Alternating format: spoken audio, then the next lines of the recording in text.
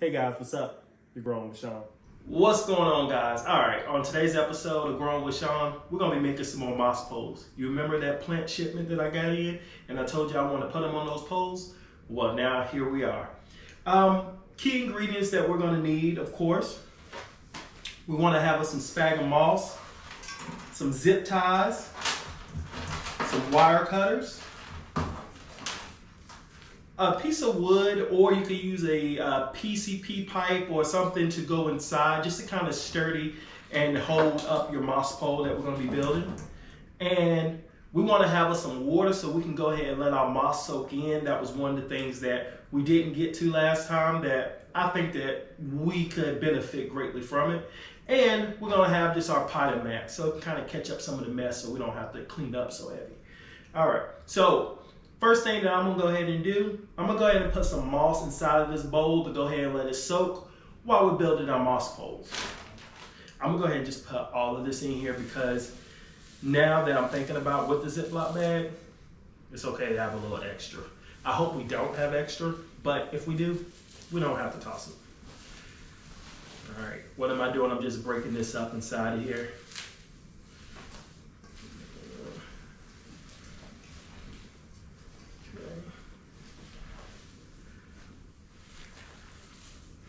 As you can tell, we're just mixing this on in here.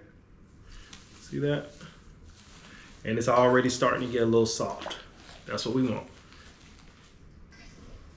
I'm just in here breaking it up so it can move a little bit faster.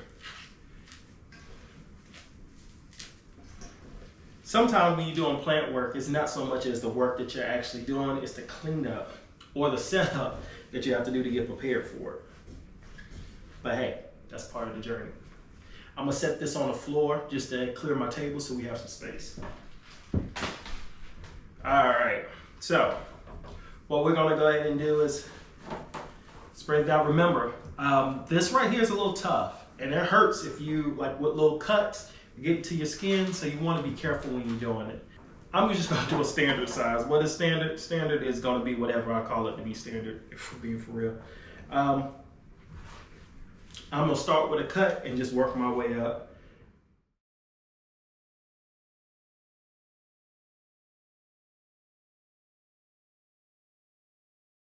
All right, guys, we're getting towards the end part of this.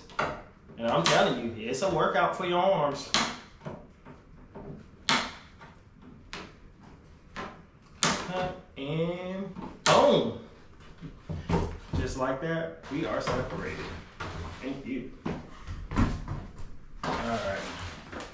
You know what? I'm gonna go ahead and dump this mat off right here.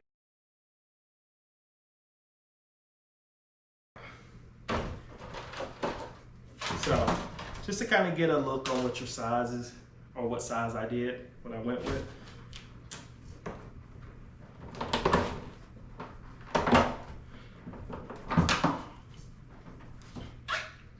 All right, so just to get a size of what we went with, so we have this together now. Now it's time for us to go. So what you're gonna see me do is I'm just taking this and I'm bending it just so I can kind of get a shape to it. I actually do take mine in a little bit more, not the very last one, so I'm gonna show you. When I do this wrap, I want this part to go inside to that next one. So we're gonna get it and get that bad boy bent as much as you can so that way we can kind of control what's going on with it, okay? Now, our next thing that we're gonna do after we kind of have it bent, as you can see, we're gonna go ahead and start with our zip tie.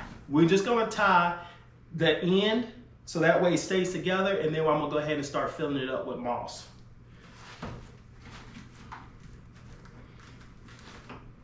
Again, we're going in on that first one, and when we zip tie it, we're gonna start with that end.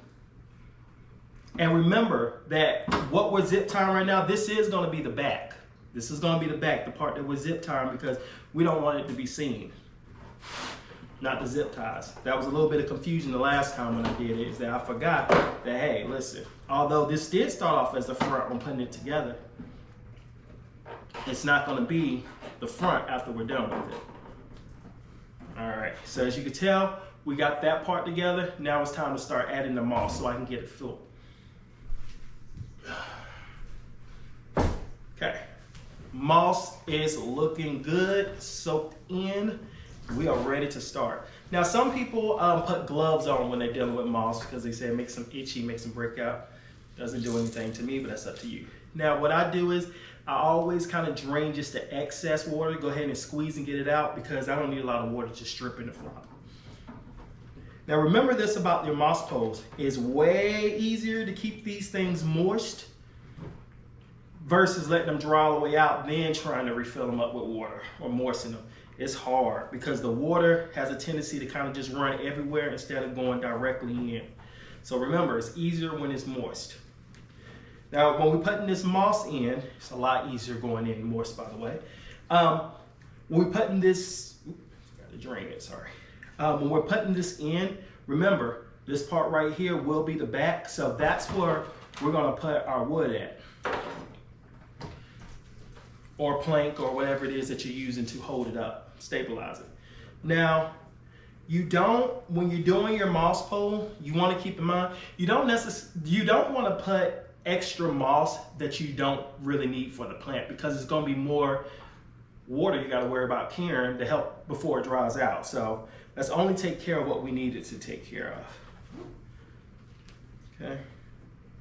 And you don't need a whole lot of moss. Just remember, you just want the moss to be in this front part right here.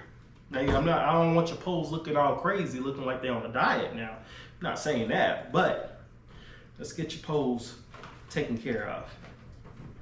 All right,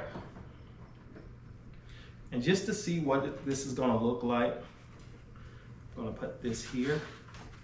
Now, the thing is that this is the base part. We are gonna work the moss to it, but for right now, I'm just trying to fill this all the way up, and the bottom part is gonna be something that's a little bit tricky, because when we get ready to put this to the base of the plant, that's when things get crazy. So I'm just gonna leave a little room to work with. Because you can always put a little bit of moss in. It's going to be hard to take it out once we get this zip tied in, okay? Okay. Now, what I am going to do is go ahead and get the plant so I can just see exactly how much we're working with. All right, so as you can tell, this plant is very small. This is the El Coco. So what I'm going to do is we're going to use this moss pole for our Plowmanni, okay? So I'm going to measure the heights for the stick to go in. And as you can tell, that is going to be too deep. So now we're just measuring it across for when that base is going to hit that pot, which is right here, right? So we have our base. So what I'm going to do is go ahead and put the moss in down here now, since I have the stick and everything measured.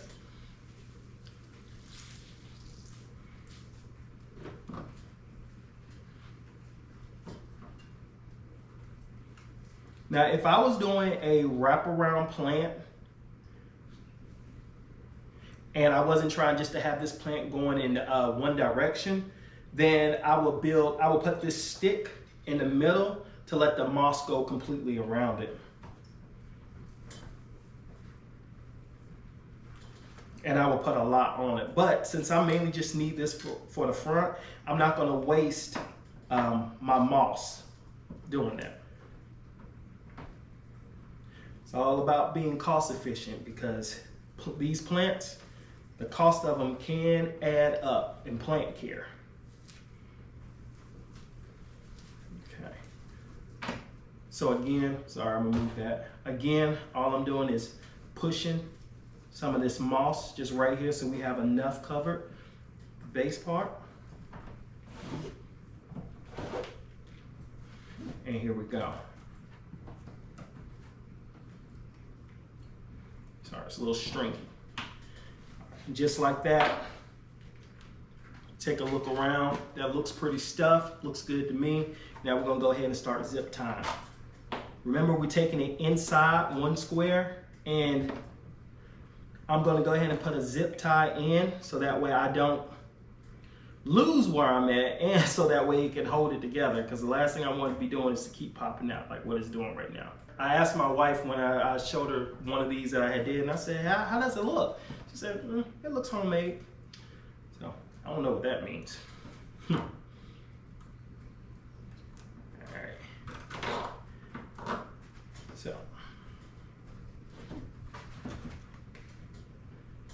And to be clear, that is a joke. My wife really does support what it is that I do. Now, she don't really care too much about these plants on that type of level, but she really does support. She does support what it is that I'm doing. If I ask her to help me out with something, she will. All right, let's see here. Getting on in here.